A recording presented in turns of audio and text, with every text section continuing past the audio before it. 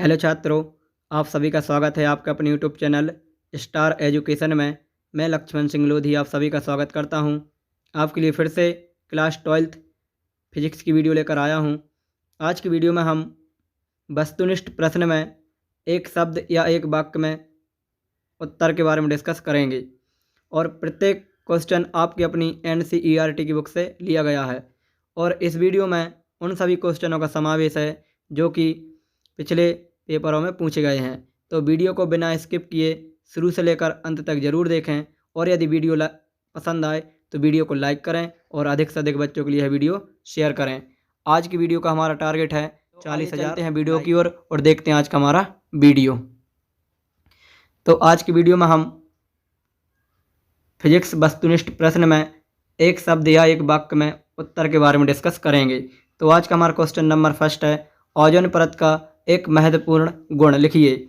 तो ओजोन परत का एक महत्वपूर्ण गुण है कि जो ओजोन परत होती है वह पराबैंगनी किरणों को पृथ्वी पर नहीं आने देती, जो कि हानिकारक किरणें होती हैं। इसके बाद नेक्स्ट है, द्वितीयक सेल प्राथमिक सेल से श्रेष्ठ है, एक कारण बताइए। तो इसका मुख्य कारण है कि द्वितीयक सेल को हम आवेशित कर सकते हैं पुनः, और इसका हम पुनः यूज भी कर सकते हैं, जबकि प्राथमिक सेल को हम पुनः आवेशित नहीं कर सकते। इसके बाद क्वेश्चन नंबर 3 है, एक फैराडे धारिता का क्या अर्थ है। तो चालक को एक कूलाम आवेश देने पर उसके विभव में 1 वोल्ट की वृद्धि हो जाए तब उस चालक की जो धारिता है 1 फैराड होती है। इसके बाद नेक्स्ट है, डायोड और ट्रांजिस्टर में किसका उपयोग दौलित्र की भांति किया जाता है। तो ट्रांजिस्टर का उपयोग दौलित्र की भांति किया जाता है। इसके बाद क्वेश्चन नंबर 5 लिखा है कि प्रकाश विद्युत प्रभाव की व्याख्या सर्वप्रथम किसने की। तो आइंस्टीन ने बताया था प्रकाश विद्युत प्रभाव के बारे में, ठीक। इसके बाद नेक्स्ट है, किसी विद्युत द्विध्रुव के दोनों आवेशों से समान दूरी पर स्थित किसी बिंदु पर विभव तो कितना होता है, 0 होता है। ये विद्युत द्विध्रुव की निरक्षीय स्थिति है, ध्यान रखना कौन सी स्थिति है, निरक्षीय स्थिति, ठीक। इसके बाद नेक्स्ट है कि किसी संधि डायोड को पश्च अभिनिति में रखने के लिए उसे बैटरी के साथ किस प्रकार जोड़ा जाना चाहिए। तो इसमें हमें P को, जो हमारा P क्षेत्र होता है, उसको सेल के ऋण ध्रुव से और N क्षेत्र को सेल के धन ध्रुव से जोड़ना चाहिए, जिससे कि यह संधि हमारी पश्च अभिनिति में कार्य करेगी, ठीक। क्वेश्चन नंबर 8, धन आवेशित कणों को त्वरित करने वाली युक्ति का नाम क्या है। तो साइक्लोट्रॉन एक ऐसी युक्ति है जिसकी सहायता से हम धनावेशित कणों को क्या करते हैं, त्वरित कर सकते हैं, ठीक। नेक्स्ट है कि धातु के परावैद्युतांक का मान होता है। तो अनंत, कितना होता है, अनंत होता है। क्वेश्चन नंबर 10 लिखा हुआ है कि प्रत्यावर्ती धारा के शिखरमान एवं वर्गमाध्य मूलमान में संबंध तो क्या होता है, IRMS बराबर I0 बटा √2 या 0.707 I0, ठीक। दोनों में से कोई सा भी हम लिख सकते हैं। इसके बाद नेक्स्ट है कि यदि शुद्ध अर्धचालक में त्रिसंयोजी अशुद्धि मिलाई जाए तो किस प्रकार का अर्धचालक बनता है। तो P प्रकार का अर्धचालक, और यदि पंच संयोजी मिलाई जाएगी तो N प्रकार का अर्धचालक बनेगा। नेक्स्ट है, चुंबकीय क्षेत्र में गतिशील आवेशित कण पर लगने वाले बल को क्या कहते हैं। तो लॉरेंज बल या चुंबकीय बल कहते हैं। इसके बाद नेक्स्ट है, विकिरण की ऊर्जा तथा आवृत्ति में संबंध। तो H बराबर E बराबर H न्यू, और H बराबर देखेंगे तो E अपॉन न्यू हो जाएगा, ठीक। तो आप लिखेंगे E बराबर H न्यू। इसके बाद नेक्स्ट है क्वेश्चन नंबर 14 लिखा हुआ है कि बीटा कण पर उपस्थित आवेश का मान। तो बीटा कण पर उपस्थित जो आवेश होता है वो इलेक्ट्रॉन के आवेश के बराबर होता है -1.6 × 10⁻⁻19 कूलाम। इसके बाद नेक्स्ट है, मूल आवेश का मान कितना होता है। तो 1.6 × 10⁻⁻19 कूलाम, ठीक। इसके बाद नेक्स्ट है कि विद्युत चुंबक किस पदार्थ से बनाए जाते हैं। जो विद्युत चुंबक होते हैं वो किससे बनाए जाते हैं, तो नर्म लोहे से। क्वेश्चन नंबर 17, स्वप्रेरकत्व का मात्रक। तो हेनरी, क्या होता है, हेनरी। क्वेश्चन नंबर 18 है, लिखा हुआ है कि दृश्य तरंगों का तरंग दैर्ध्य परास लिखिए। दृश्य तरंगों की तरंग दैर्ध्य परास कितनी होती है? तो वो होती है 3900 एंगस्ट्रॉम से 7800 एंगस्ट्रॉम तक। ठीक। Question number 19। क्वेश्चन नंबर 19 में लिखा है कि गतिज सिद्धांत के अनुसार परमाणु का साइज नाभिक के साइज की अपेक्षा कितने गुना बड़ा होता है? तो वह होता है 10,000 से 1,00,000 गुना, इतना बड़ा होता है। ठीक। इसके बाद नेक्स्ट है, परमाणु का गृह मॉडल किसने प्रस्तुत किया? तो परमाणु का जो गृह मॉडल है वो रदरफोर्ड ने प्रस्तुत किया था। Question number 21। परमाणु की निम्न कक्षा में इलेक्ट्रॉन की गतिज ऊर्जा अधिक होती है या उच्च कक्षा में? तो जो परमाणु की निम्न कक्षा में या फिर उच्च कक्षा में, किस कक्षा में इलेक्ट्रॉन गतिज ऊर्जा अधिक होती है? तो निम्न कक्षा में। कौन सी कक्षा में? निम्न कक्षा में इलेक्ट्रॉन गतिज ऊर्जा कैसी होती है? अधिक होती है। और उच्च कक्षा में कैसी होती है? कम होती है। ठीक। इसके बाद नेक्स्ट है, परमाणु में नाभिक के चारों ओर इलेक्ट्रॉन द्वारा कक्षीय गति करने के लिए आवश्यक अभिकेंद्री बल कहाँ से प्राप्त होता है? तो इलेक्ट्रॉन और नाभिक के बीच लगने वाले कूलाम बल से। कहाँ से प्राप्त होता है? कूलाम बल से। इसके बाद क्वेश्चन नंबर 23 लिखा है, हाइड्रोजन के अवशोषण स्पेक्ट्रम में किस श्रेणी के संगत काली रेखाएं प्राप्त होती हैं? तो लाइमन श्रेणी के संगत। लाइमन श्रेणी के संगत कौन सी रेखाएं प्राप्त होती हैं? काली रेखाएं।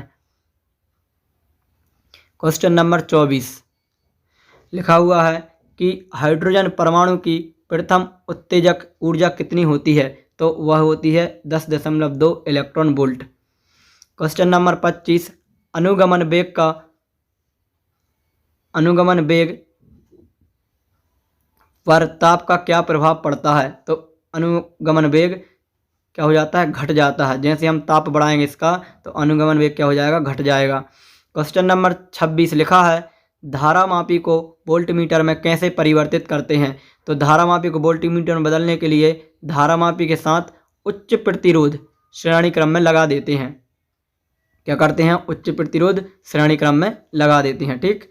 इसके बाद क्वेश्चन नंबर 27 लिखा है कि किरचॉफ का कौन सा नियम आवेश संरक्षण को दर्शाता है? तो प्रथम नियम। प्रथम नियम किसको दर्शाता है? आवेश संरक्षण। और द्वितीय नियम किसको दर्शाता है? ऊर्जा संरक्षण को। यह भी आप यहाँ से याद रखें। क्वेश्चन नंबर 28, किसी सेल के विद्युत अपघटन की सांद्रता बढ़ाने पर उसके आंतरिक प्रतिरोध पर क्या प्रभाव पड़ता है? तो उसका आंतरिक प्रतिरोध क्या हो जाता है? बढ़ जाता है। क्या करने से? सांद्रता बढ़ाने से। ठीक। इसके बाद क्वेश्चन नंबर 29 लिखा हुआ है कि क्या दो बिंदु आवेशों के बीच लगने वाला बल माध्यम की विद्युतशीलता पर निर्भर करता है? तो करता है। हाँ, इसका आंसर क्या हो जाएगा? हाँ, ठीक, करता है। इसके बाद क्वेश्चन नंबर 30, किसी चालक का ताप बढ़ाने पर उसमें मुक्त इलेक्ट्रॉनों के श्रांति काल, यहाँ पर क्रांति नहीं, श्रांति काल। कौन सा काल? श्रांति काल पर क्या प्रभाव पड़ता है? तो उसका श्रांति काल घट जाता है। क्या हो जाता है? घट जाता है। ठीक। क्वेश्चन नंबर 31, क्या ओम का नियम सभी प्रकार के चालकों के लिए सत्य है? तो नहीं है। यह नियम केवल धात्विक चालकों के लिए सत्य है। किसके लिए? धात्विक चालकों के लिए। क्वेश्चन नंबर 32 लिखा है, अन्योन्य प्रेरण का एक उदाहरण। तो अन्योन्य प्रेरण पर क्या कार्य करता है? तो ट्रांसफार्मर। जो ट्रांसफार्मर वो होता है वो अन्योन्य प्रेरण के सिद्धांत पर कार्य करता है। ठीक। मतलब दूसरी कुंडली पर निर्भर रहता है। इसके बाद क्वेश्चन नंबर 33, चौक कुंडली की कार्यविधि किस घटना पर आधारित है? तो स्वप्रेरण। क्योंकि इसमें एक ही कुंडली होती है और जिसमें दो कुंडली होती हैं वो अन्योन्य प्रेरण होता है और जिसमें एक कुंडली होती है वह स्वप्रेरण होता है। ठीक। क्वेश्चन नंबर 34 लिखा हुआ है कि समय के साथ परिवर्तित विद्युत क्षेत्र के कारण उत्पन्न विद्युत धारा। समय के साथ परिवर्तित विद्युत क्षेत्र के कारण उत्पन्न जो धारा होती है वो होती है विस्थापन धारा। कौन सी धारा? विस्थापन धारा। यहाँ से विस्थापन धारा की परिभाषा भी पूछ सकते हैं। तो आप यही लिखेंगे कि समय के साथ परिवर्तित विद्युत क्षेत्र के कारण उत्पन्न धारा को ही विस्थापन धारा कहते हैं। क्वेश्चन नंबर 35, धातु का पराविद्युतांक। ये हमारा क्वेश्चन रिपीटेड है। धातु का पराविद्युतांक कितना होता है? अनंत होता है। ठीक। तो यहाँ पर आप धातु या वायु कर लेना। वायु का पराविद्युतांक कितना होता है? 1 होता है। ठीक। ये हमारा रिपीटेड क्वेश्चन है। धातु यहाँ पे आप कर लेंगे। वायु या निर्वात का परावैद्युतांक कितना होता है? 1। इसके बाद क्वेश्चन नंबर 36, डायोड और ट्रांजिस्टर में इसका उपयोग दृष्टकारी के रूप में किया जाता है, यानी इन दोनों में से किसका उपयोग दृष्टकारी के रूप में किया जाता है? तो डायोड का। किसका? डायोड का उपयोग दृष्टकारी के रूप में किया जाता है, जबकि ट्रांजिस्टर का उपयोग दोलित्र के रूप में किया जाता है। ठीक। क्वेश्चन नंबर 37, आवेशित संधारित्र में ऊर्जा किस रूप में संचित रहती है? तो स्थिर विद्युत ऊर्जा के रूप में। किसमें? स्थिर विद्युत स्थितिज ऊर्जा के रूप में। क्वेश्चन नंबर 38 लिखा, किस प्राथमिक सेल को प्रमाणित सेल के रूप में प्रयोग किया जाता है? तो डैनियल सेल। आप इसको हिंदी में भी लिख सकते हैं, डैनियल सेल। ठीक। इसके बाद क्वेश्चन नंबर 39 लिखा हुआ है कि एक आदर्श अमीटर का प्रतिरोध कितना होता है? तो वह होता है 0। कितना होता है? 0। क्वेश्चन नंबर 40, विद्युत क्षेत्र की तीव्रता का मात्रक। तो विद्युत क्षेत्र की तीव्रता का मात्रक होता है न्यूटन प्रति कूलाम। नेक्स्ट है, लेंज का नियम किस पर आधारित है? तो ऊर्जा संरक्षण के सिद्धांत पर। किस पर? ऊर्जा संरक्षण के सिद्धांत पर। क्वेश्चन नंबर 42 लिखा हुआ है कि एक विद्युत द्विध्रुव पर नेट आवेश कितना होता है? एक विद्युत द्विध्रुव पर नेट आवेश कितना होता है? तो 0 होता है। कितना होता है? 0। क्वेश्चन नंबर 43 लिखा है कि एक प्रकाश स्रोत से प्रकाश निम्न ऊर्जा में निकलता है। एक प्रकाश स्रोत से जो प्रकाश है किस रूप में निकलता है? तो फोटोन, यानी बंडलों के रूप में निकलता है। ठीक। जिसे हम क्वांटा भी बोलते हैं। क्वेश्चन नंबर 44, मीटर सेतु किस सिद्धांत पर कार्य करता है? तो व्हीटस्टोन सेतु पर। किस पर? व्हीटस्टोन सेतु पर। इसके बाद नेक्स्ट है कि आदर्श विद्युत द्विध्रुव का आकार कैसा होता है? तो नगण्य होता है। कैसा होता है? नगण्य। कैसा होता है? नगण्य। ठीक। आदर्श विद्युत द्विध्रुव का आकार कैसा होता है? नगण्य होता है। क्वेश्चन नंबर 46, इलेक्ट्रॉन वोल्ट किसका मात्रक है? तो इलेक्ट्रॉन वोल्ट हमारा ऊर्जा का मात्रक है। किसका मात्रक है? ऊर्जा का। क्वेश्चन नंबर 47 लिखा हुआ है कि नॉर तथा नैंड गेट कौन से गेट कहलाते हैं? तो नॉर तथा नैंड गेट हमारे सार्वत्रिक गेट कहलाते हैं, क्योंकि इनकी सहायता से सभी गेट प्राप्त किए जा सकते हैं। इसके बाद नेक्स्ट है कि भंवर धाराओं का उपयोग कहाँ किया जाता है? तो भंवर धाराओं का उपयोग धारामापी को रुद्धौल बनाने में किया जाता है। क्या बनाने में? रुद्धौल बनाने में किया जाता है। क्वेश्चन नंबर 49 लिखा है, समविभव पृष्ठ और विद्युत बल रेखाओं के बीच का कोण कितना होता है? तो 90 डिग्री। अर्थात जो समविभव पृष्ठ और विद्युत बल रेखा हैं एक दूसरे पर कैसे होते हैं? लंबवत होते हैं। या फिर यूँ कहा जाए कि जो विद्युत बल रेखा हैं वो समविभव पृष्ठ पर कैसी होती हैं? लंबवत होती हैं। तो इनके बीच का कोण कितना होता है? 90 डिग्री। क्वेश्चन नंबर 50, द्रव्य तरंगों का प्रदर्शन प्रयोग द्वारा किया जाता है। तो किसके द्वारा किया जाता है? डेविसन और जर्मन। ठीक। डेविसन और जर्मन। इसके बाद क्वेश्चन नंबर 51 लिखा हुआ है कि संधारित्र को समांतर क्रम में कब जोड़ा जाता है? संधारित्र को समांतर क्रम में कब जोड़ा जाता है? जब उसकी धारिता का मान बड़ा ना हो। यानी धारिता का मान बढ़ाने के लिए हमें संधारित्र को किस क्रम में जोड़ना चाहिए? समांतर क्रम में। क्वेश्चन नंबर 52, ट्रांसफार्मर का क्रोड पटलित क्यों बनाया जाता है? पटलित लिखा है। ट्रांसफार्मर क्रोड पटलित क्यों बनाया जाता है? तो भंवर धाराओं के मान को कम करने के लिए या फिर भंवर धाराओं के प्रभाव को कम करने के लिए। इसके बाद नेक्स्ट है, जब कोई आवेशित कण एक समान विद्युत क्षेत्र में गति करता है तो उस पर लगने वाले बल को क्या कहते हैं? तो उस पर लगने वाले बल को हम कहते हैं विद्युत बल। विद्युत क्षेत्र में गति करेगा तो विद्युत बल, और चुंबकीय क्षेत्र में गति करेगा तो चुंबकीय बल। और चुंबकीय बल की खोज लॉरेंज ने की थी, इसलिए उसे हम लॉरेंज बल भी बोल सकते हैं। नेक्स्ट है, विभेदन सीमा और विभेदन क्षमता में संबंध। तो विभेदन क्षमता बराबर होता है 1 बटा विभेदन सीमा। क्वेश्चन नंबर 55 और वीडियो का लास्ट क्वेश्चन लिखा है कि टीवी के लिए कौन सी विद्युत चुंबकीय तरंग है जो उपयोग में लाई जाती है? तो रेडियो तरंग।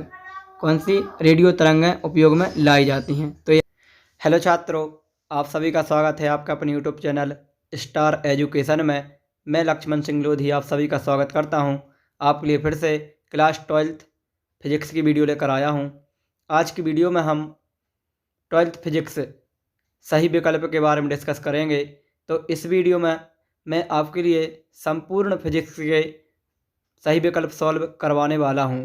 तो इस वीडियो के अलावा आपको और कहीं जाने की आवश्यकता नहीं है। तो एग्जाम में जितने भी ऑब्जेक्टिव टाइप क्वेश्चन आएंगे सही विकल्प के रूप में, तो इन्हीं क्वेश्चनों में से आपको देखने को मिलेंगे। तो इसलिए वीडियो को बिना स्किप किए शुरू से लेकर अंत तक ज़रूर देखें, और यदि वीडियो पसंद आए तो वीडियो को लाइक करें और अधिक से अधिक बच्चों के लिए यह वीडियो शेयर करें। तो आइए चलते हैं आज की वीडियो की ओर और देखते हैं आज का हमारा वीडियो। और इस वीडियो में जितने भी क्वेश्चन लिए गए हैं सभी अपनी NCERT की बुक से लिए गए हैं। तो यह वीडियो आपके लिए बहुत ही फ़ायदेमंद होने वाला है। तो बिना स्किप किए वीडियो को पूरा देखें। तो देखते हैं आज का हमारा वीडियो। तो आज की वीडियो में लिखा हुआ है कक्षा 12 संपूर्ण सही विकल्प का समावेश एक ही वीडियो में बोर्ड परीक्षा में आने की 100% संभावना। ठीक, तो इस वीडियो में हम सही विकल्पों का अध्ययन करेंगे। तो लिखा है सही विकल्पों का चयन कीजिए। तो हमारा पहला विकल्प है कोहरे में फोटोग्राफी के लिए प्रयुक्त करते हैं। तो 4 ऑप्शन रहेंगे, उनमें से आपका सही राइट आंसर हो जाएगा अवरक्त विकिरण। नेक्स्ट है सबसे कम तरंग दैर्ध्य होती है। तो सबसे कम तरंग दैर्ध्य किस तरंग की होती है? तो गामा किरणों की या गामा तरंगों की। ठीक, इसके बाद नेक्स्ट है प्रकाश के रंग का कारण तरंग का निम्न गुण है। तो क्या है? तरंग दैर्ध्य। तरंग दैर्ध्य के कारण ही प्रकाश का क्या होता? रंग निर्धारण होता है। ठीक, इसके बाद क्वेश्चन नंबर 4। तो क्वेश्चन नंबर 4 में लिखा है कि माइक्रो तरंग की तरंग दैर्ध्य परास है। तो 1 मिलीमीटर से 100 मिलीमीटर तक। कहाँ से? 1 मिलीमीटर से 100 मिलीमीटर तक। क्वेश्चन नंबर 5 लिखा है विद्युत चुंबकीय तरंगों का गणितीय अनुमान सर्वप्रथम लगाया। तो सर्वप्रथम किसने लगाया था? मैक्सवेल ने। किसने लगाया था? मैक्सवेल ने। नेक्स्ट है विद्युत चुंबकीय तरंगों के अस्तित्व की पुष्टि सर्वप्रथम किसने की? तो पुष्टि की बात आए तो पुष्टि की थी हर्ट्ज ने। किसने की थी? हर्ट्ज ने। ठीक, इसके बाद नेक्स्ट विद्युत चुंबकीय तरंगों का निर्वात में वेग तो कितना होता है? v बराबर 1/√μ0ε0। ठीक, इसके बाद नेक्स्ट क्वेश्चन पर चलते हैं। क्वेश्चन नंबर 8 है, लिखा है हवा कांच के लिए ध्रुवण कोण का मान होगा। वायु भी आ सकता है इसकी जगह। ठीक, तो कितना होगा? 57 डिग्री। कितना आएगा? 57 डिग्री। ठीक, इस प्रकार से लिखा हो सकता है। ठीक, नेक्स्ट है यंग के प्रयोग में फ्रिंज चौड़ाई का सूत्र होता है जब प्लेटों की बीच की दूरी d हो। अब यहाँ पर d बोला है तो d के रूप में देखना है। तो क्या आएगा? Lambda d upon small d। यदि यहाँ पर 2d कर देता तो फिर नीचे 2d हो जाता। ठीक, आप क्वेश्चन को ध्यानपूर्वक पढ़ेंगे। ठीक, इसके बाद नेक्स्ट है विवर्तन की घटना के लिए। किसके लिए? विवर्तन की घटना के लिए तरंगों के मार्ग में आने वाले अवरोध का आकार होना चाहिए। तो तरंग दैर्ध्य की कोटि का होना चाहिए। जिस तरंग दैर्ध्य की कोटि का प्रकाश होगा उसी कोटि का क्या होना चाहिए? अवरोध। ठीक, क्वेश्चन नंबर 11 पर चलते हैं। तो क्वेश्चन नंबर 11 में लिखा हुआ है कि वह तल जिसमें समतल ध्रुवित प्रकाश के विद्युत वेक्टर के कंपन एवं प्रकाश संचरण की दिशा दोनों ही स्थित होते हैं क्या कहलाता है? कंपन तल कहलाता है। क्या कहलाता है? कंपन तल। ठीक, इसके बाद नेक्स्ट है यंग के व्यतिकरण प्रयोग में फ्रिंजों की आकृति होती है तो अति परवलयाकार। कैसी होती है? अति परवलयाकार होती है।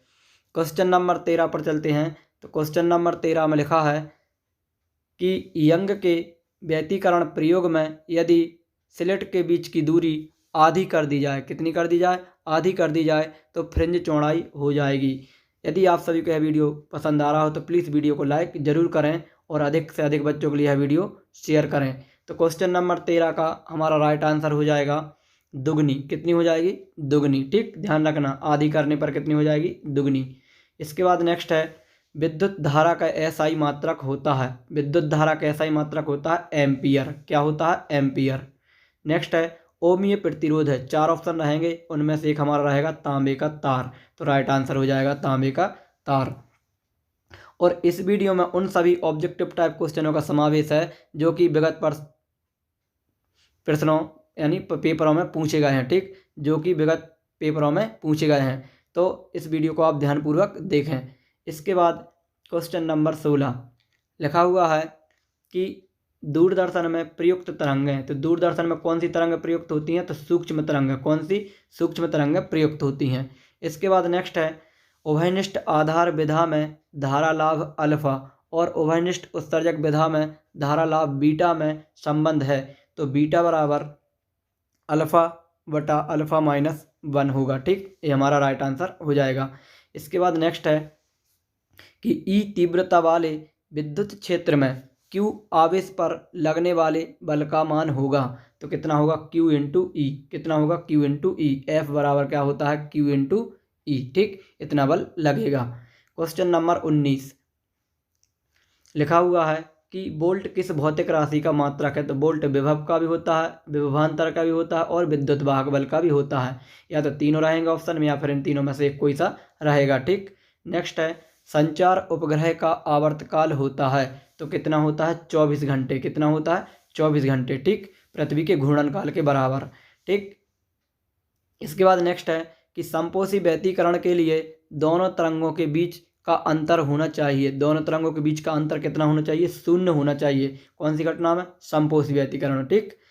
फिर इसके बाद नेक्स्ट है कि एक कूलाम आवेश में इलेक्ट्रॉनों की संख्या, किसकी, इलेक्ट्रॉनों की, तो 6.25 गुणा 10 की घात 18, 6.25 गुणा 10 की घात 18, ठीक, इतनी संख्या होती है। क्वेश्चन नंबर 23, क्वेश्चन नंबर 23 में लिखा है कि अति चालक पदार्थ की चालकता होती है, तो अति चालक पदार्थ की चालकता होती है अनंत, कितनी होती है, अनंत। नेक्स्ट है जेनर डायोड का उपयोग होता है, तो जेनर डायोड का उपयोग होता है वोल्टेज नियामक या वोल्टेज के नियंत्रण में, ठीक। नेक्स्ट है दूर संचार में प्रयुक्त तरंग है, कौन सी, दूर संचार में, तो सूक्ष्म तरंग है, कौन सी, सूक्ष्म तरंग है, ठीक। नेक्स्ट है पानी का परावैद्युतांक है, तो कितना है 80, कितना होता है 80। क्वेश्चन नंबर 27 देखते हैं, तो क्वेश्चन नंबर 27 में लिखा है कि विद्युत धारा का एसआई मात्रक क्या होता है, एम्पियर। प्लीज़ वीडियो को अधिक से अधिक बच्चों के लिए शेयर करें। आज की वीडियो का हम टारगेट रखते हैं 40,000 लाइक का, तो यह वीडियो आप अधिक से अधिक बच्चों के लिए शेयर करें। इसके बाद नेक्स्ट है प्रकाश तरंगें, तो प्रकाश तरंगें कैसी होती हैं, अनुप्रस्थ तरंगें होती हैं, कैसी होती हैं, अनुप्रस्थ तरंगें। नेक्स्ट है न्यूनतम आवेश है, कौन सा, न्यूनतम आवेश, तो न्यूनतम आवेश होता है इलेक्ट्रॉनिक आवेश, कौन सा, इलेक्ट्रॉनिक आवेश। इसके बाद क्वेश्चन नंबर 30 लिखा है कि आवेश Q के कारण दूरी r पर विद्युत क्षेत्र की तीव्रता होगी, तो E व्युत्क्रमानुपाती RQ, क्या है, E व्युत्क्रमानुपाती RQ, R पे घात 3 है, ठीक। इसके बाद नेक्स्ट है कि P द्विध्रुव आघूर्ण वाले द्विध्रुव के कारण केंद्र से r दूरी पर विद्युत क्षेत्र की तीव्रता होगी, तो E व्युत्क्रमानुपाती RQ, ठीक, कितनी होगी, E व्युत्क्रमानुपाती RQ। इसके बाद नेक्स्ट है क्वेश्चन नंबर 32 लिखा हुआ है कि विद्युत क्षेत्र में क्षेत्रफल का पृष्ठ विद्युत क्षेत्र के समांतर रखा है, तो पृष्ठ से संबद्ध विद्युत फ्लक्स होगा, तो कितना होगा, 0 होगा, कितना होगा, 0, ठीक। नेक्स्ट है यदि एक धन आवेश चालक को धात्विक तार द्वारा पृथ्वी से जोड़ा जाता है, तो क्या हो जाएगा, पृथ्वी से इलेक्ट्रॉन चालक पर आ जाते हैं, पृथ्वी से इलेक्ट्रॉन कहाँ जाते हैं, चालक पर। इसके बाद नेक्स्ट है कि दो बिंदु आवेश Q एक दूसरे से 2a दूरी पर रखे हैं, तो इनके ठीक मध्य बिंदु पर विद्युत विभव होगा, तो कितना होगा, Q/2πε0a, ठीक, ध्यान रखना, मोस्ट इंपॉर्टेंट ऑब्जेक्ट है। क्वेश्चन नंबर 35 लिखा है कि द्विध्रुव की निरक्षीय स्थिति में तो विद्युत क्षेत्र शून्य नहीं होता जबकि विभव शून्य होता है। हमने इसका व्यंजक भी किया है, V बराबर कितना आता है, 0, ठीक। इसके बाद क्वेश्चन नंबर 36 लिखा है द्विध्रुव की किसी बिंदु पर विभव भी बिंदु की r दूरी पर निर्भर होता है, तो V व्युत्क्रमानुपाती R², V व्युत्क्रमानुपाती R², ठीक। इसके बाद क्वेश्चन नंबर 37 लिखा है कि यदि विभव भी दूरी x में संबंध V बराबर x² - 4, तो x बराबर 1 पर विद्युत क्षेत्र होगा। तो कितना होगा x बराबर 1 पर विद्युत क्षेत्र, तो ये 2 कहाँ जाएंगे, आगे कहाँ जाएंगे, अपकलन करेंगे तो ये हो जाएगा 2x, ये x बराबर -1 है, ठीक, ध्यान रखना। फिर इसके बाद क्या करेंगे, 2x का मान -1, तो ये हो जाएगा -2, और ये 4 अचर राशि इसका हो जाएगा 0, अपकलन करेंगे तो ठीक, -2 वोल्ट प्रति मीटर, ये इसका राइट आंसर हो जाएगा, ठीक। इसके बाद क्वेश्चन नंबर 38 लिखा है धातुओं में धारा प्रवाह होती है। तो धातुओं में धारा किसके कारण प्रवाह होती है, मुक्त इलेक्ट्रॉनों के कारण। किसके कारण, मुक्त इलेक्ट्रॉनों के कारण। क्वेश्चन नंबर 39 लिखा है धारा तथा अनुगमन वेग में संबंध। तो धारा तथा अनुगमन वेग में संबंध होता है, तो इसका राइट आंसर हो जाएगा I बराबर NeVDA। क्या लिखा, NeVDA, ठीक। इसके बाद नेक्स्ट 40 क्वेश्चन है कि ताप बढ़ाने पर प्रतिरोध किसका घटता है। तो ताप बढ़ाएंगे तो प्रतिरोध किसका घट जाएगा, अर्धचालकों का। किसका, अर्धचालकों का घट जाएगा, ठीक। नेक्स्ट है दो प्रतिरोधों के श्रेणी क्रम संयोजन में, दो प्रतिरोधों के श्रेणी क्रम संयोजन में प्रत्येक प्रतिरोध में समान होता है। तो क्या समान होता है, केवल धारा समान होती है दोनों में, ठीक। नेक्स्ट है 42वां क्वेश्चन कि विद्युत चुम्बकीय तरंग उत्पन्न होती है, विद्युत चुम्बकीय तरंग उत्पन्न होती है तो त्वरित आवेश से। किससे, त्वरित आवेश से। क्वेश्चन नंबर 43 लिखा हुआ है कि विद्युत चुम्बकीय किरणें नहीं है। विद्युत चुम्बकीय किरणें क्या नहीं है, बीटा किरणें नहीं होती, ठीक, क्या नहीं होती, बीटा किरणें। नेक्स्ट है ओजोन मंडल अवशोषित करता है। तो किनको अवशोषित कर लेता है, पराबैंगनी विकिरणों को, और हमारे लिए कवच की भांति कार्य करता है, जो कि 32 से 50 किलोमीटर की ऊंचाई पर है, ठीक। नेक्स्ट है प्रकाश की अनुप्रस्थ तरंग प्रकृति की पुष्टि करता है। तो किसकी पुष्टि करता है, ध्रुवण की। जो प्रकाश की अनुप्रस्थ तरंग है वो प्रकाश के ध्रुवण की घटना की पुष्टि करता है, ठीक।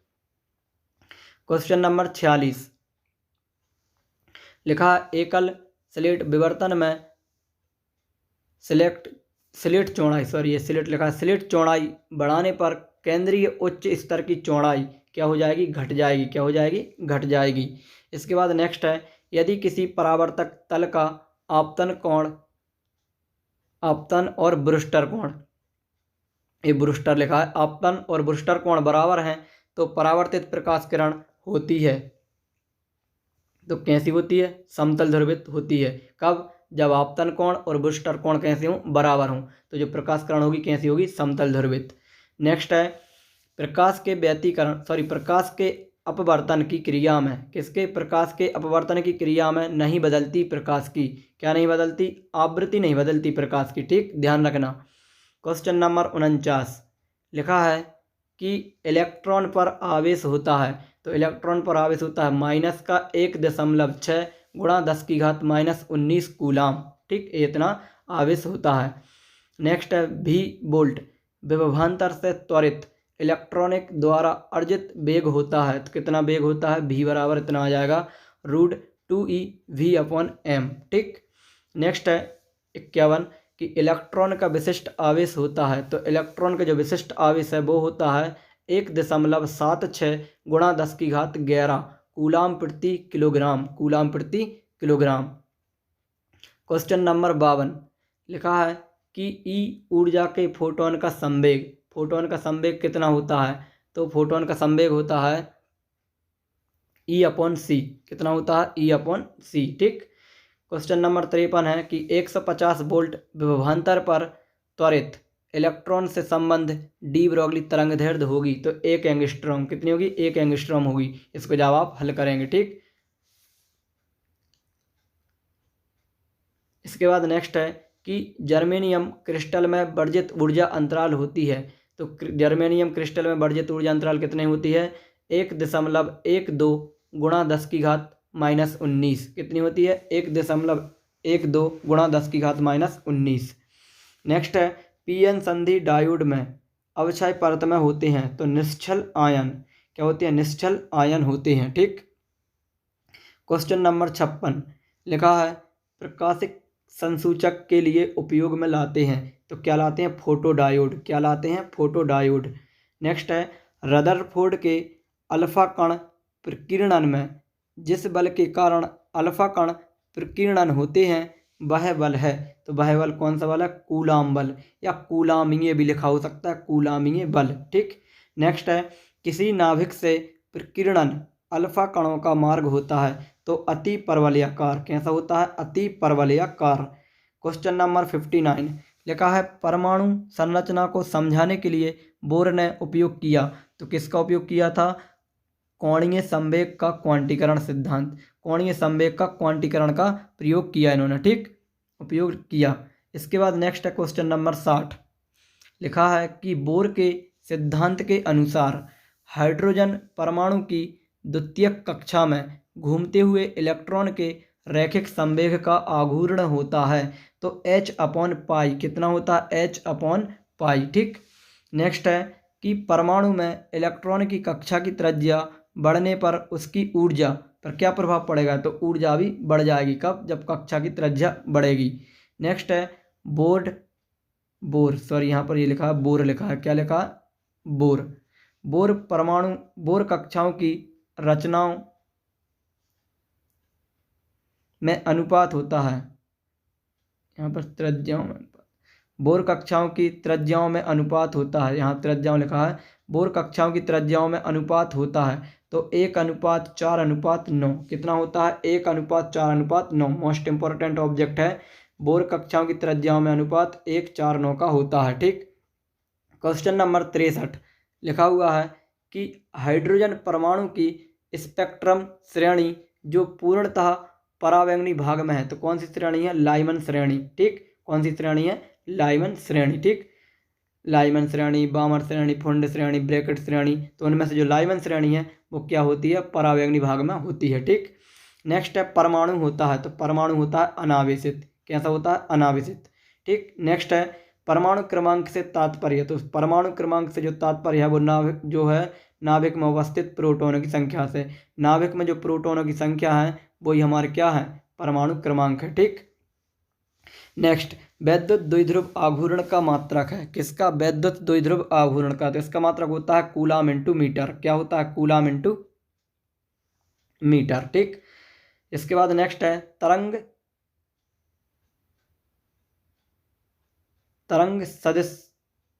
सदिश, क्या? तरंग सदिश, यहाँ पर सदिश लिखा है, तरंग सदिश को व्यक्त किया जाता है तो k बराबर 2π/λ, k बराबर 2π/λ। नेक्स्ट है n प्रकार के अर्धचालक में पाए जाते हैं तो अधिकतम इलेक्ट्रॉन पाए जाते हैं और p टाइप में कोटर पाए जाते हैं। ठीक। फिर लिखा एक तार का विशिष्ट प्रतिरोध या प्रतिरोधकता निर्भर करता है, तो किस पर करता है? पदार्थ पर, कि वह पदार्थ कैसा है। ठीक। इसके बाद नेक्स्ट है कि 1 ग्राम पदार्थ के समतुल्य ऊर्जा होगी तो 9 × 10⁻13 जूल। इसके बाद नेक्स्ट है क्वेश्चन नंबर 72, एक गतिमान आवेश उत्पन्न करता है, तो एक गतिमान आवेश विद्युत व चुंबकीय दोनों क्षेत्रों को उत्पन्न करता है। ठीक। नेक्स्ट है कि पीएन संधि डायोड में अवक्षय परत की मोटाई तो 10⁻⁻6 मीटर, 10⁻⁻6 मीटर इंपॉर्टेंट ऑब्जेक्ट है। इसके बाद नेक्स्ट है एलसी मात्रक, रूड में लिखा हुआ है एलसी मात्रक है, तो एलसी का मात्रक होता है सेकंड। क्या होता है? सेकंड। ठीक। तो ये हमारे आज की वीडियो के ऑब्जेक्ट 75 कंप्लीट। हेलो छात्रों, आप सभी का स्वागत है आपका अपने यूट्यूब चैनल स्टार एजुकेशन में। मैं लक्ष्मण सिंह लोधी आप सभी का स्वागत करता हूं। आपके लिए फिर से क्लास 12th विषय फिजिक्स की वीडियो लेकर आया हूं। आज की वीडियो में हम वस्तुनिष्ठ प्रश्न में रिक्त स्थानों के बारे में डिस्कस करेंगे और उन सभी रिक्त स्थानों के बारे में डिस्कस करेंगे जिनकी संभावना बोर्ड एग्जाम 2021 में आने की 100% है। तो आप इस वीडियो को बिना स्किप किए शुरू से लेकर लास्ट तक ज़रूर देखें और यदि वीडियो पसंद आए तो वीडियो को लाइक करें और अधिक से अधिक बच्चों के लिए शेयर करें ताकि प्रत्येक बच्चा इस वीडियो का लाभ ले सके। आज की हमारी वीडियो का टारगेट रहेगा 40,000 लाइक का। तो आइए चलते हैं वीडियो की ओर और देखते हैं आज का हमारा वीडियो। तो आज की वीडियो में हम रिक्त स्थानों के बारे में डिस्कस करेंगे जो कि 2021 के लिए मोस्ट इम्पॉर्टेंट हैं। तो हमारा पहला क्वेश्चन है, रोगों के कीटाणुओं को मारने में खाली स्थान का उपयोग किया जाता है, तो परावैंगनी विकिरण का। किसका? परावैंगनी विकिरण का। किसको? रोगों के कीटाणुओं को मारने में किया जाता है। नेक्स्ट है विद्युत चुंबकीय तरंगें होती हैं, तो कौन सी तरंगें होती हैं? अनुप्रस्थ तरंगें। और ध्वनि तरंगें होती हैं अनुदैर्ध्य तरंगें। ठीक, आप इस वाले क्वेश्चन को भी याद रखना। नेक्स्ट है खाली स्थान में बादल बनते हैं, तो किस में बनते हैं? क्षोभ मंडल में। किस में बनते हैं? क्षोभ मंडल में। नेक्स्ट है श्रव्य आवृत्ति परास होती है, यानी सुनने की जो आवृत्ति परास होती है वो होती है कितनी? 20 हर्ट्ज से 20,000 हर्ट्ज। और इनसे अधिक किसकी होती है? कुत्तों की। कुत्तों की जो श्रव्य आवृत्ति परास होती है वो होती है 20,000 हर्ट्ज से अधिक। ठीक, ध्यान रखना। इसके बाद नेक्स्ट है क्वेश्चन नंबर 5, लिखा है कि विद्युत चुम्बकीय तरंगों के संचरण के लिए खाली स्थान की आवश्यकता नहीं होती, तो किसकी आवश्यकता नहीं होती? माध्यम की। जबकि ध्वनि तरंगों के लिए माध्यम की आवश्यकता होती है। ठीक, इसके बाद नेक्स्ट क्वेश्चन है हमारा क्वेश्चन नंबर 6 कि टेलीविजन सिग्नल की आवृत्ति परास खाली स्थान से खाली स्थान तक होती है, तो वो होती है 3 × 10⁴ हर्ट्ज से 3 × 10⁹ हर्ट्ज तक। ठीक, इसके बाद नेक्स्ट है कि पृथ्वी के वायुमंडल में मध्यमंडल के ऊपर खाली स्थान होता है, तो क्या होता है? आयन मंडल। क्या होता है? आयन मंडल। ठीक, रेडियो तरंगों में इस मंडल की महत्वपूर्ण भूमिका भी होती है, ये भी आप यहाँ से याद रखना। नेक्स्ट है विद्युत चुंबकीय तरंगों में खाली स्थान की आवृत्ति सबसे अधिक होती है, तो किसकी? गामा किरणों की। गामा किरणों की आवृत्ति सबसे अधिक होती है। नेक्स्ट है कि जिन बिंदुओं पर तरंगें विपरीत कला में मिलती हैं, जिन बिंदुओं पर तरंगें विपरीत कला में मिलती हैं वहाँ खाली स्थान व्यतिकरण होता है, तो कौन सा व्यतिकरण होता है? विनाशी। क्या होता है? विनाशी व्यतिकरण, क्योंकि इसमें ऊर्जा का ह्रास हो जाता है। ठीक, इसके बाद नेक्स्ट है कि ध्रुवण कोण पर किसी तल से परावर्तित एवं अपवर्तित या अपवर्तन के बीच का कोण होता है। परावर्तित एवं अपवर्तित प्रकाशकरण के बीच का कोण होता है 90 डिग्री। कितना होता है? 90 डिग्री। नेक्स्ट है बादलों का स्पष्ट फोटो खींचने के लिए कैमरे के लेंस के आगे खाली स्थान लगा देते हैं, तो क्या लगा देते हैं? पॉलीराइड, क्योंकि पॉलीराइड से हम समतल ध्रुवित प्रकाश प्राप्त कर सकते हैं। ठीक, इसके बाद नेक्स्ट है कि प्रकाश का वेग विरल माध्यम से सघन माध्यम में जाने पर, विरल माध्यम से सघन माध्यम में जाने पर क्या होता है? घटता है, जबकि ध्वनि का वेग बढ़ जाता है। ठीक, नेक्स्ट है प्रकाश के खाली स्थान की घटना के कारण श्वेत प्रकाश में साबुन का बुलबुला रंगीन दिखाई देता है, तो किसके कारण? व्यतिकरण के कारण। ठीक, इसके बाद नेक्स्ट है क्वेश्चन नंबर 14, लिखा है कि यंग के प्रयोग में फ्रिंज चौड़ाई स्लेटों की बीच की दूरी के खाली स्थान होती है, तो व्युत्क्रमानुपाती होती है। बीच की दूरी के व्युत्क्रमानुपाती होती है। ठीक, पढ़ा होगा बीटा व्युत्क्रमानुपाती 1/d। ठीक, इसके बाद नेक्स्ट है क्वेश्चन नंबर 15, लिखा है खाली स्थान वह युक्ति है जिसके द्वारा किसी चालक के आकार व आयतन में परिवर्तन किए बिना उसकी धारिता बढ़ाई जा सकती है, तो वह संधारित्र है जिसकी सहायता से किसी चालक के आकार व आयतन में परिवर्तन किए बिना ही उसकी धारिता को बढ़ा सकते हैं। ठीक, नेक्स्ट है कि विभवमापी के तार के प्रति एकांक लंबाई में विभव का पतन होता है उसे कहते हैं, तो विभव पतन की दर क्या कहलाती है? हमारी विभव प्रवणता। क्या कहते हैं? विभव प्रवणता। दूरी के साथ विभव पतन की दर यानी कमी को क्या कहते हैं? विभव प्रवणता। नेक्स्ट है कि चुंबकीय आघूर्ण का एसआई पद्धति में मात्रक, किसका? चुंबकीय आघूर्ण का, तो क्या होता है? एम्पियर वर्ग मीटर। क्या होता है? एम्पियर वर्ग मीटर। नेक्स्ट है कि धातुओं का ताप बढ़ाने पर, धातुओं का ताप बढ़ाने पर प्रतिरोध खाली स्थान होता है, तो क्या हो जाता है? बढ़ जाता है। क्या हो जाता है? बढ़ जाता है। इसके बाद नेक्स्ट है कि समतल तरंगाग्र में प्रकाश किरणें खाली स्थान होती हैं, तो कैसी होती हैं? समतल होती हैं। यदि आप सभी को यह वीडियो पसंद आ रहा हो तो वीडियो को लाइक करें और शेयर करें।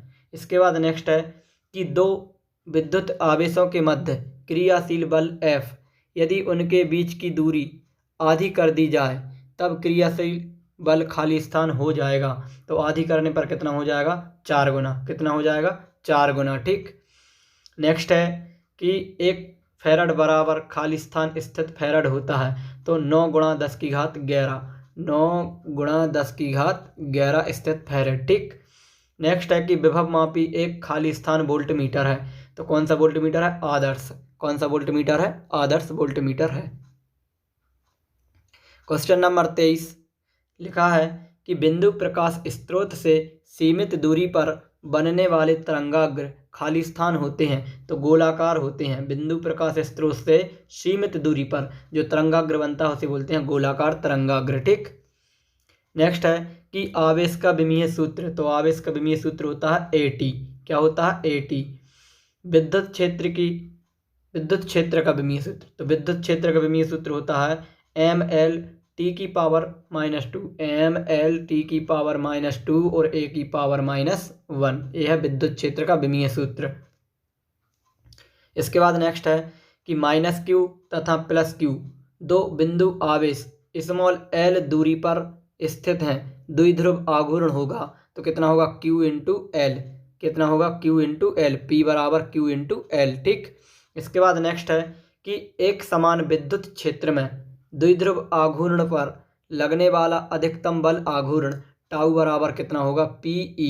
टाउ बराबर PE। ठीक। एक क्वेश्चन नंबर 27 का राइट आंसर हो जाएगा PE। क्वेश्चन नंबर 28 लिखा है कि विद्युत विभव का विमीय सूत्र। तो ML² T की पावर -3 और A की पावर -1। नेक्स्ट है दो बिंदुओं के बीच विभवांतर बराबर विद्युत क्षेत्र इंटू, तो इस खाली स्थान में क्या आएगी? दूरी। क्या आएगी? दूरी। विभवांतर बराबर क्या होता है? विद्युत क्षेत्र इंटू दूरी, या V बराबर E इंटू L। दूरी को हमें दी L माने तो। ठीक। नेक्स्ट है Q आवेश को भी विभवांतर पर त्वरित कराने से गतिज ऊर्जा में वृद्धि खाली स्थान होगी तो कितनी वृद्धि होगी? Q into V। Q into V, इतनी गतिज ऊर्जा में वृद्धि हो जाएगी। नेक्स्ट है कुचालक माध्यम से विभव खाली स्थान होता है तो कुचालक माध्यम से विभव क्या है? घटता है। क्या होता है? घटता है। नेक्स्ट है विद्युत धारा तथा प्रतिरोध का SI मात्रक। तो विद्युत धारा का एम्पियर और प्रतिरोध का ओम। तो विद्युत धारा में एम्पियर आ जाएगा और प्रतिरोध में ओम आ जाएगा। नेक्स्ट है कि चालकता बराबर क्या? चालकता बराबर 1 खाली स्थान। तो चालकता क्या होती है? प्रतिरोध का व्युत्क्रम होती है। ठीक। प्रतिरोध का व्युत्क्रम। नेक्स्ट है कि विशिष्ट प्रतिरोध का विमीय सूत्र।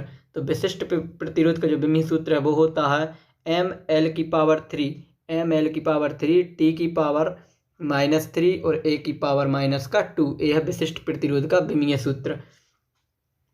नेक्स्ट है ताप बढ़ाने से धातुओं की चालकता खाली स्थान है तो क्या होती है? घटती है। क्या होती है? घटती है। इसके बाद नेक्स्ट है विद्युत चुंबकीय तरंगों में एक दूसरे के लंबवत तलों में खाली स्थान तथा खाली स्थान के ज्या वक्र दोलन होते हैं। तो विद्युत चुंबकीय, पहले में विद्युत दूसरे में चुंबकीय। ठीक। तो इसके बाद नेक्स्ट है कि दृश्य प्रकाश का रंग, जो दृश्य प्रकाश का रंग है वो उसकी खाली स्थान पर निर्भर करता है तो तरंग दैर्ध्य पर। किस पर? तरंग दैर्ध्य पर निर्भर करता है। क्वेश्चन नंबर 38 लिखा है कि व्यतिकरण के लिए दोनों तरंगों की आवृत्तियां खाली स्थान होनी चाहिए तो कैसी? बराबर या फिर समान व्यतिकरण की घटना में। ठीक। नेक्स्ट है कि श्वेत प्रकाश में पतली फिल्म के रंगीन दिखाई देने का कारण, रंगीन क्यों दिखाई देती है? व्यतिकरण के कारण। किसके कारण? व्यतिकरण के कारण। यानी पानी पर जो तेल डालते हैं उस पर एक पतली सी फिल्म जम जाती है तो वो रंगीन दिखाई देती है। क्यों दिखाई देती है? व्यतिकरण के कारण। ठीक। नेक्स्ट है कि विवर्तन में क्रमिक दीप्त फ्रिंजों पर तीव्रता घटती जाती है। जो तीव्रता है वो कैसी होती जाती है? घटती जाती है। नेक्स्ट है साधारण बल्ब से प्राप्त प्रकाश खाली स्थान होता है तो अध्रुवित प्रकाश होता है। कैसा? अध्रुवित। नेक्स्ट है कि तरंग दैर्ध्य के फोटोन की ऊर्जा, तो तरंग दैर्ध्य के फोटोन की जो ऊर्जा होती है वो होती है hc/λ। इसके बटा में लैम्डा भी आएगा। ठीक। इसके बाद नेक्स्ट है क्वेश्चन नंबर 43 लिखा है कि दहली तरंग दैर्ध्य के प्रकाश के आपतन पर इलेक्ट्रॉन की गतिज ऊर्जा खाली स्थान होती है तो इलेक्ट्रॉन की जो गतिज ऊर्जा है वो होती है 0। कैसी होती है, शून्य होती है। ठीक, इसके बाद नेक्स्ट है कि निरोधी विभव तथा प्रोटॉन इलेक्ट्रॉन की अधिकतम ऊर्जा में संबंध, तो वो होता है ई के बराबर ई वी। क्या होता है, ई के बराबर ई वी। ई के है यहाँ पर गतिज ऊर्जा और ई वी है इलेक्ट्रॉन वोल्ट। ठीक, नेक्स्ट है कि अर्धचालक में वर्जित ऊर्जा अंतराल की कोटि, तो अर्धचालक में वर्जित ऊर्जा अंतराल की कोटि होती है 1 इलेक्ट्रॉन वोल्ट। कितनी होती है, 1 इलेक्ट्रॉन वोल्ट। नेक्स्ट है कि कुचालकों में वर्जित ऊर्जा अंतराल की कोटि खाली स्थान होती है, तो 6 इलेक्ट्रॉन वोल्ट। और नेक्स्ट है कि चालकों में वर्जित ऊर्जा अंतराल की कोटि होती है तो शून्य होती है। कितनी होती है, शून्य। ठीक, इसके बाद नेक्स्ट क्वेश्चन नंबर 48 लिखा हुआ है कि नॉर तथा नैंड गेट के साथ खाली स्थान गेट होता है। तो नॉर और नैंड गेट के साथ कौन सा गेट होता है, नॉट गेट होता है। कौन सा गेट, नॉट गेट। ठीक, इसके बाद नेक्स्ट है नॉट गेट को खाली स्थान गेट कहते हैं, तो इसे कहते हैं उत्क्रमक गेट। कौन सा गेट कहते हैं, उत्क्रमक गेट। इसके बाद नेक्स्ट है दो धारी संख्याएं खाली स्थान होती हैं, तो दो धारी संख्या हमारी 0 और 1 के रूप में होती हैं, जो कि कंप्यूटर इन संख्याओं को समझता है। ठीक, इसके बाद नेक्स्ट है कि परमाणु का आकार लगभग खाली स्थान होता है, तो 10 की घात -10 मीटर, 10 की घात -10 मीटर का होता है। 10 की घात -10 मीटर का होता है किसका आकार, परमाणु का आकार। क्वेश्चन नंबर 52 लिखा है कि परमाणु की संरचना का अध्ययन सर्वप्रथम खाली स्थान ने किया था, तो जे थॉमसन ने। किसने किया था, जे थॉमसन ने। इसके बाद नेक्स्ट है परमाणु के नाभिक की त्रिज्या खाली स्थान होती है, तो 10 की घात -15 मीटर की कोटि की, 10 की घात -15। ठीक, ये लिखा हुआ है यहाँ पर।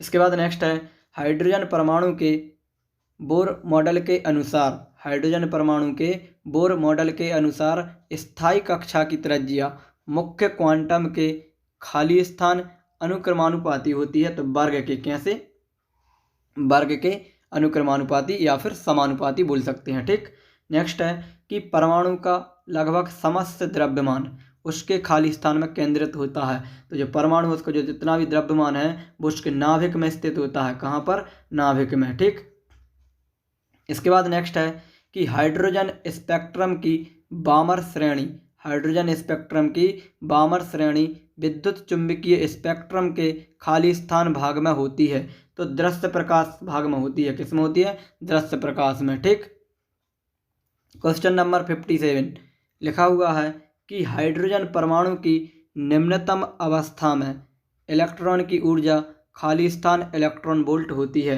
तो h/2 पाई। कितनी होती है, h/2 पाई।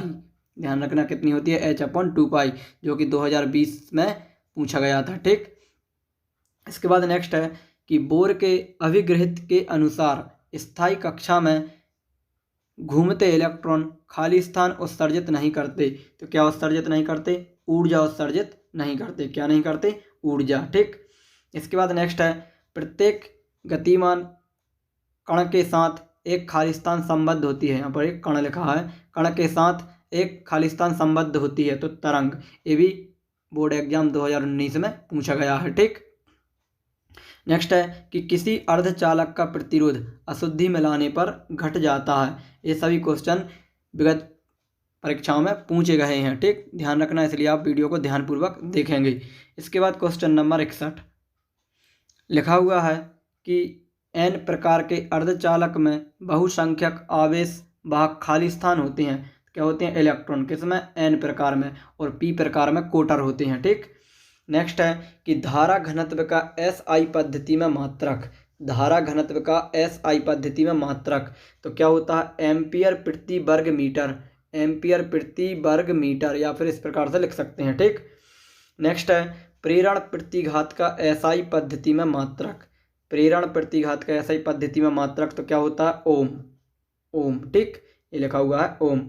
इसके बाद नेक्स्ट है इलेक्ट्रॉन के विशिष्ट आवेश का मान SI पद्धति में खाली स्थान कूलाम प्रति वर्ग, कूलाम प्रति किलोग्राम होता है, तो कितना होता है, 1.77 गुणा 10 की घात 11।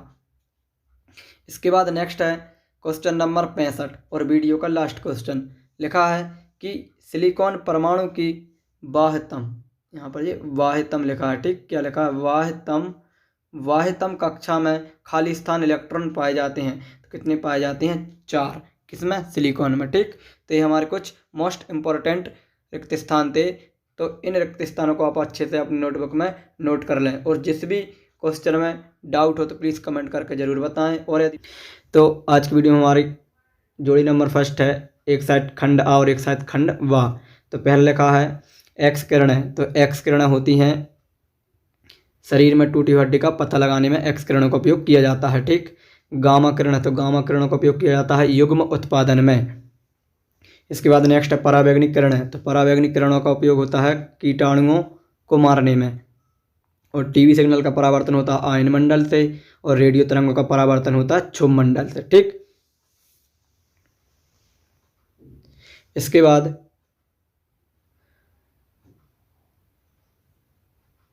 नेक्स्ट देखते हैं।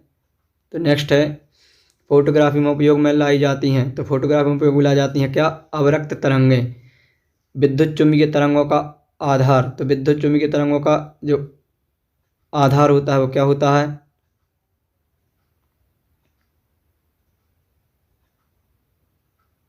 विद्युत चुम्बकीय तरंगों का आधार क्या होता है, ये हर्ट्ज, क्या होता है, हर्ट्ज, ठीक।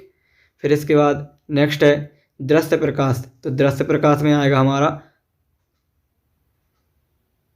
वाह, ये तरंग दैर्ध्य प्रकाश है 4 × 10⁻⁻7 मीटर से, ठीक। इसके बाद नेक्स्ट है सूक्ष्म तरंगों की तरंग दैर्ध्य। तो सूक्ष्म तरंगों की जो तरंग दैर्ध्य होती है वो होती है 10⁻³ मीटर से 10⁻1 मीटर तक, ठीक। इसके बाद नेक्स्ट है ताप घटने की दर 3.3 डिग्री सेल्सियस प्रति किलोमीटर होती है। तो किसकी, मध्यमंडल की, किसकी, मध्यमंडल की। और नेक्स्ट है कि रेडियो तरंगें, रेडियो तरंग क्या होंगी, तो रेडियो तरंग होंगे हमारी विद्युत दोलित्र परिपथ या दोलित विद्युत परिपथ, ये हमारी क्या होंगी, रेडियो तरंग है, ठीक। इसके बाद में नेक्स्ट देखते हैं जोड़ी नंबर 3, लिखा है कि समतल तरंगाग्र। तो समतल तरंगाग्र में क्या होगा, समतल तरंगाग्र में जो प्रकाश अनंत पर होगा, प्रकाश स्रोत कहाँ पर होगा, अनंत पर, ठीक। इसके बाद नेक्स्ट है कि प्रकाश तरंगों में डॉपलर प्रभाव। तो प्रकाश तरंगों में डॉपलर प्रभाव क्या होता है, स्रोत व प्रेक्षक की आपेक्षिक गति पर निर्भर नहीं करता। और ब्रूस्टर का नियम, तो ब्रूस्टर का नियम क्या होता है, μ = 10 IP, μ = 10 IP। इसके बाद नेक्स्ट है समतल ध्रुवित प्रकाश। तो समतल ध्रुवित प्रकाश में हो जाएगा हमारा पॉलीराइड, क्या हो जाएगा, पॉलीराइड, ठीक। और प्रकाश का कणिका सिद्धांत तो न्यूटन, और विनाशी व्यतिकरण तो कलांतर हो जाएगा फाई = 2n+1 कोष्टक के बाहर पाई। इसके बाद नेक्स्ट जोड़ी देखते हैं, लिखा है वैद्युत द्विध्रुव आघूर्ण। तो वैद्युत द्विध्रुव आघूर्ण होता है कूलाम × मीटर, क्या होता है, कूलाम × मीटर। इसका फॉर्मूला होता है τ q × 2l, ठीक। इसके बाद नेक्स्ट है लॉरेंज बल। तो लॉरेंज बल होता है हमारा QBV sin θ। और स्वप्रेरण का SI मात्रक, तो स्वप्रेरण का SI मात्रक होता है हेनरी। और इसके बाद बायो सावर्ट का नियम। तो बायो सावर्ट का नियम dV = μ0/4 पाई IDL sin θ/r²। और विद्युत चुम्बकीय तरंगों का आधार क्या होता है, हर्ट्ज, क्या होता है, हर्ट्ज। ये हमारी रिपीटेड जोड़ी है, ठीक। इसके बाद नेक्स्ट जोड़ी पर चलते हैं। तो लिखा हुआ है कि समांतर प्लेट संधारित्र। तो समांतर प्लेट संधारित्र होती है ε0A/d, ठीक। इसके बाद नेक्स्ट है आंतरिक प्रतिरोध। तो आंतरिक प्रतिरोध होता है R कोष्टक के अंदर L1/L2 - 1, ठीक। फिर इसके बाद नेक्स्ट है ध्रुव प्रबलता, ध्रुव प्रबल। तो ध्रुव प्रबल क्या हो जाएगा हमारा एम्पियर × मीटर। इसके बाद समतल तरंगाग्र, तो अनंत पर प्रकाश स्रोत, ये भी हमारी रिपीटेड जोड़ी है। रेडियो तरंगें, दोलित्र विद्युत परिपथ, तो ये हमारी रिपीटेड जोड़ी है, ठीक। जो रिपीटेड है उनको आप यदि नहीं भी नोट करेंगे तो कोई प्रॉब्लम नहीं होगी, ठीक। इसके बाद नेक्स्ट है कि विद्युत फ्लक्स का मात्रक। तो विद्युत फ्लक्स का मात्रक होता है हमारा न्यूटन मीटर² प्रति कूलाम, ठीक, ये वाला। फिर इसके बाद नेक्स्ट है प्रतिरोध का मात्रक, तो ओम। फिर इसके बाद ध्रुव प्रबल का मात्रक, ये भी हमारा रिपीटेड आ गया। ध्रुव प्रबल का मात्रक यहाँ पर मात्रक पूछा हुआ, ठीक, एम्पियर प्रति मीटर, फिर एम्पियर इंटू मीटर। इसके बाद सूक्ष्म तरंगों की तरंग दैर्घ्य, तो ये भी रिपीटेड है, 10⁻³ मीटर से 10⁻1 मीटर तक, ठीक। और फैक्स, फैक्स क्या होता है, दस्तावेजों का संप्रेषण और अभिग्रहण, ठीक। इसके बाद नेक्स्ट अगली जोड़ी हमारा लिखा हुआ है आदर्श अमीटर, तो आदर्श अमीटर का प्रतिरोध होता है 0, कितना होता है 0। इसके बाद नेक्स्ट है कि आदर्श वोल्टमीटर, तो आदर्श वोल्टमीटर, तो आदर्श वोल्टमीटर में क्या हो जाएगा, अनंत प्रतिरोध, इसका प्रतिरोध कितना होता है, अनंत। और पी टाइप का अर्धचालक, तो पी टाइप का अर्धचालक हो जाएगा बोरॉन, क्या लिखा है, बोरॉन, ठीक। और इसके बाद नेक्स्ट है एन प्रकार का अर्धचालक, तो एन प्रकार का अर्धचालक हो जाएगा हमारा एंटीमनी, क्या हो जाएगा, एंटीमनी। और निज अर्धचालक, तो निज अर्धचालक हमारा हो जाएगा सिलिकॉन, क्या हो जाएगा, सिलिकॉन, ठीक। इसके बाद नेक्स्ट देखते हैं, नेक्स्ट जोड़ी है लिखा हुआ है कि आवेश का मात्रक, तो आवेश का मात्रक क्या होता है, कूलाम। विद्युतशीलता का मात्रक, तो विद्युतशीलता का मात्रक होता है हमारा कूलाम स्क्वायर प्रति न्यूटन इंटू मीटर स्क्वायर। और परावैद्युतांक का मात्रक कोई नहीं, ठीक, परावैद्युतांक का मात्रक कोई नहीं। और विद्युत क्षेत्र का मात्रक, तो विद्युत क्षेत्र का मात्रक होता है हमारा न्यूटन प्रति कूलाम। और विद्युत फ्लक्स का मात्रक होता है न्यूटन इंटू मीटर स्क्वायर प्रति कूलाम, ठीक। इसके बाद नेक्स्ट है हमारी लिखा हुआ है संरक्षित क्षेत्र, तो संरक्षित क्षेत्र होता है हमारा विद्युत क्षेत्र, क्या कहलाता है, विद्युत क्षेत्र ही संरक्षित क्षेत्र है। और अदिश राशि, तो अदिश राशि क्या है हमारी, तो अदिश राशि है विद्युत विभव, ठीक। और विद्युत क्षेत्र की तीव्रता, तो विद्युत क्षेत्र की तीव्रता ऋणात्मक विभव प्रवणता, ऋणात्मक विभव प्रवणता क्या कहलाती है, विद्युत क्षेत्र की तीव्रता। और जूल प्रति कूलाम, तो जूल प्रति कूलाम होता है वोल्ट का मात्रक। और इलेक्ट्रॉन वोल्ट बराबर होता है 1.6 गुणा 10⁻⁻19 जूल, ठीक। इसके बाद नेक्स्ट है लिखा हुआ है कि ओम का नियम, तो ओम का नियम क्या हो जाएगा, तो ओम के नियम में हो जाएगा V/R बराबर V/I, ये हो जाएगा, ठीक। फिर 2 तथा 2 ओम के प्रतिरोधों को समांतर क्रम में जोड़ने पर तुल्य प्रतिरोध, समांतर क्रम में जोड़ा है तो 1/2 प्लस 1/2 करेंगे, एलसीएम लेकर हल करेंगे तो इसका आंसर आएगा 1, कितना आएगा 1। फिर 2 ओम तथा 2 ओम के प्रतिरोधों को श्रेणी क्रम में जोड़ा तो जोड़ देंगे, 2 और 2 कितना हो जाएगा, सॉरी इसमें जो लिखा है 2 और 2 प्रतिरोध श्रेणी क्रम में जोड़ने पर तुल्य प्रतिरोध, तो इसका ऑप्शन हमारा आएगा, इसका ऑप्शन इसमें गलत लिखा हुआ है। 2 तथा 2 ओम के प्रतिरोधों को श्रेणी क्रम में जोड़ने पर तुल्य प्रतिरोध 4 आएगा, कितना आएगा 4, तो इसका आंसर यहाँ पर जो हटा के यहाँ पर 4 कर लेना आप, ठीक, कितना आएगा 4 आएगा, ठीक। फिर इसके बाद नेक्स्ट है कि प्रतिरोध तथा विशिष्ट प्रतिरोध में संबंध, तो प्रतिरोध तथा विशिष्ट प्रतिरोध में संबंध हमारा हो जाएगा R बराबर रो L/A। और इसके बाद नेक्स्ट है विशिष्ट प्रतिरोध तथा विशिष्ट चालकता में संबंध, तो ये हो जाएगा रो बराबर 1/σ, ठीक। इसके बाद नेक्स्ट जोड़ी पर चलते हैं, तो नेक्स्ट जोड़ी हमारी लिखा हुआ है 100 एंगस्ट्रॉम, तो 100 एंगस्ट्रॉम क्या हो जाएगा हमारा एक्स किरण है, ठीक। फिर 20,000 एंगस्ट्रॉम, तो 20,000 एंगस्ट्रॉम हो जाएगा हमारे अवरक्त विकिरण। और 10�7 एंगस्ट्रॉम, तो ये हो जाएगा हमारे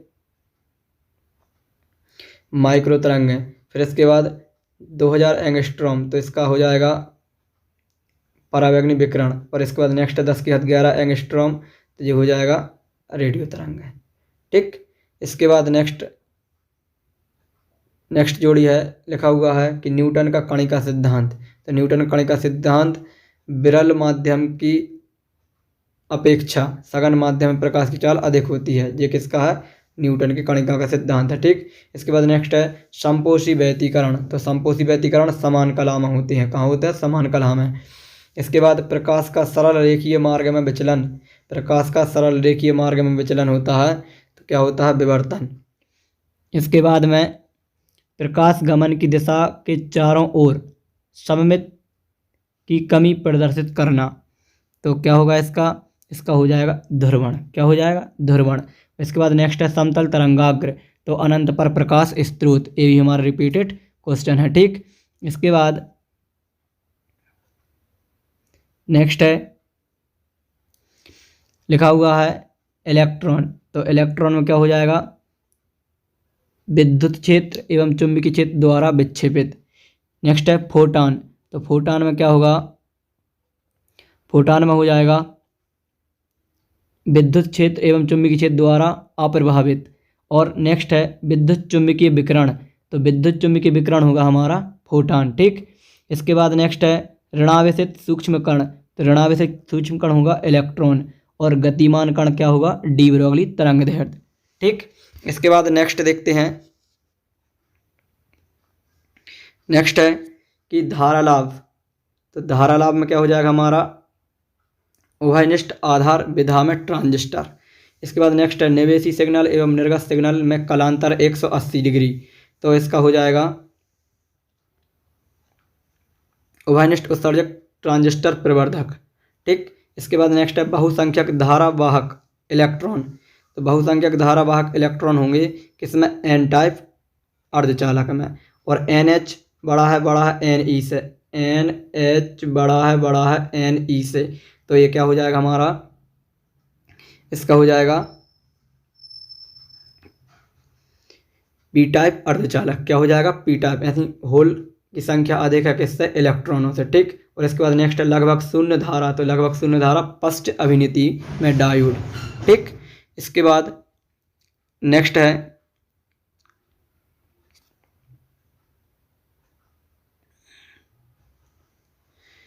लिखा है चालक के अंदर विद्युत क्षेत्र की तीव्रता तो शून्य होती है, कितनी होती है, शून्य। और नाइक्रोम, तो नाइक्रोम क्या है, तो नाइक्रोम है हमारा प्रतिरोधक तार, क्या है, प्रतिरोधक तार। और छोटा दंड चुंबक, तो छोटा दंड चुंबक क्या हो जाएगा हमारा, चुंबकीय द्विध्रुव। और नेक्स्ट है दृश्य प्रकाश किरणों के तरंगदैर्ध्य की कोटि, तो दृश्य प्रकाश तरंगदैर्ध्य किरणों की कोटि कितनी होगी हमारी, 10⁻⁻6 मीटर। और अल्फा कण क्या होंगे हमारे, हीलियम नाभिक, क्या हो जाएंगे, हीलियम नाभिक। इसके बाद में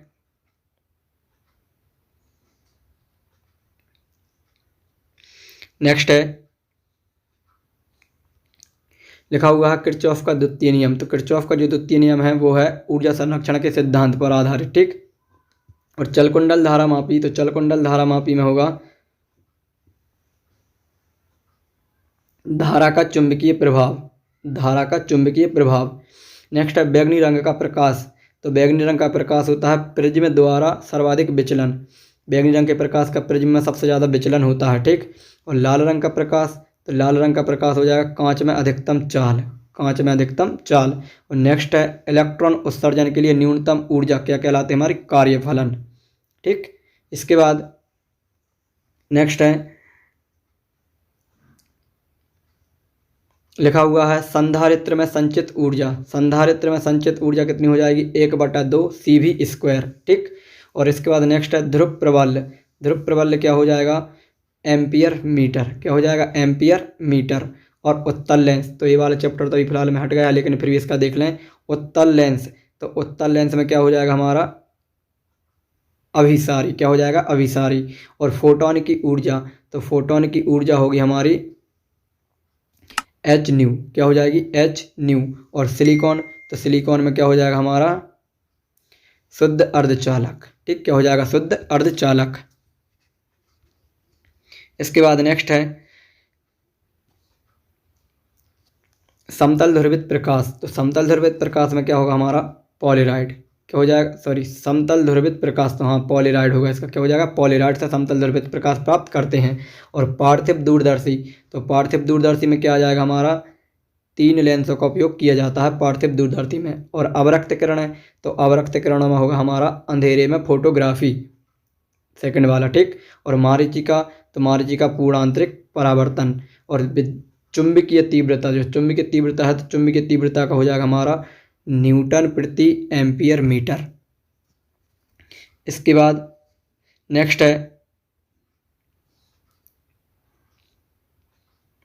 लिखा हुआ है गोलीय संधारित्र की धारिता, तो गोलीय संधारित्र की धारिता हो जाएगी 4πε0 KAB/B-A।